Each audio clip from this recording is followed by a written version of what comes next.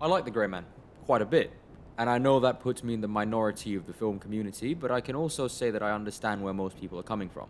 The story is generic, the characters either fit into reserved Sigma types that we've seen a million times from Ryan Gosling, or bombastic caricatures that we've also kind of seen a million times from Chris Evans, but not really.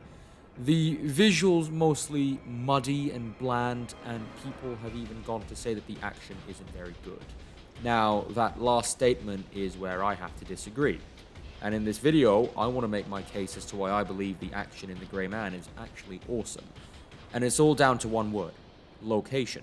Now, in order for me to illustrate my point, let's take a look at some great action films and sequences, and some less great ones in recent memory. Let's compare two Phase 4 MCU movies, the bus fight from Shang-Chi and the beach fight in Eternals. What is so brilliant, as I'm sure we can all agree about the bus fight, is that it really is a bus fight. From the way it's shot, choreographed, and executed, this fight will only work if it is set on a bus, and nowhere else.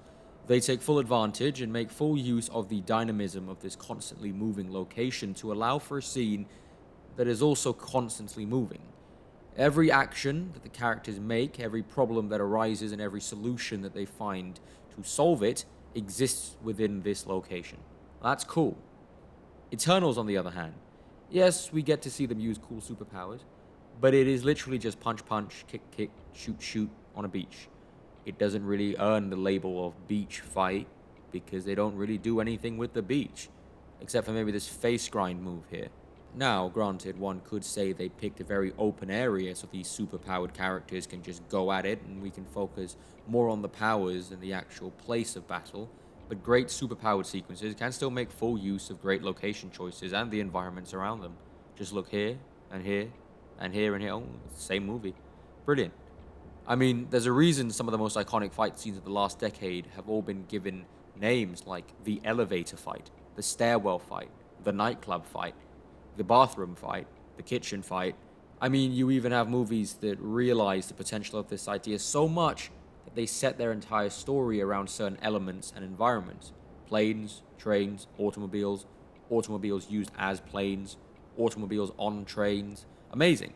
So now that we have established the importance of using one's location in an action film, let's look at what The Grey Man does well with its locations in each of the fight scenes. I've broken them down into 7 different sequences. The opener, the use of Six shooting his target from multiple floors down through this translucent glass and having this shot go through the different floors of the location is pretty solid cinematography and excellent production design incorporated into the action.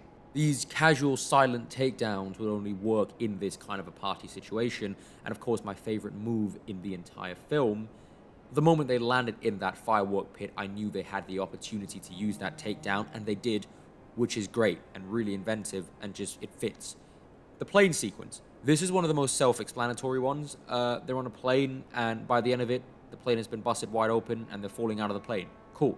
Imagine how dead this would be if they fought and nothing happened to the plane and it landed, right? The house. This one I love. It's precise, nice little long take, fun choreography, and this wide shot in particular suggests the action through the flashlight. It's pretty inventive. The whole point is that this fight is as quiet as possible, and they do a nice job of showing that through the visuals. Trapdoor, once again introducing a new element to what would otherwise be a rather generic fight, a new problem for the character to solve. You take away his weapons, so he has to use scissors. Put a clock on his escape, so the tension rises.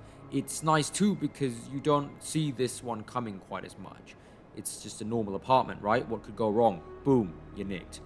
Handcuff and train. Now, there are 2 major things I love about this scene. Firstly, this specific kill right here. Using the reflection on the side of the building to see your opponent is some Percy Jackson using his iPod to take out Medusa shit. Secondly is the handcuff. Once again, it really highlights adding as many problems for your protagonist as possible as a really good thing. Seeing how they solve this shit is part of the fun. So for me, this is an example of adding extra layers that don't necessarily need to be there, but do make it better. So it's like there's a but, right? It's a fight scene in a square, but the protagonist is also handcuffed to a bench. Hospital. This one is great too. I want to talk mostly about the inside of the hospital bit, since they use tools to fight that can only be found in that specific location. So once again, really making the most out of that environment and allowing it to influence the action that is happening. Also, this defibrillator takedown is absolutely brilliant.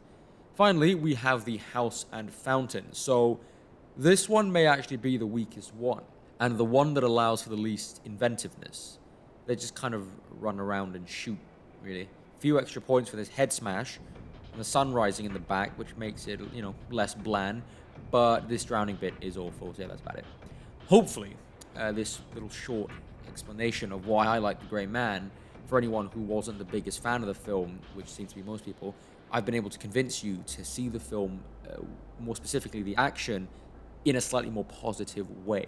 Because I do believe that there is a lot to enjoy and appreciate here in terms of the ideas, the craftsmanship, the execution, which makes The Grey Man, in my opinion, a little bit more than just your average action film.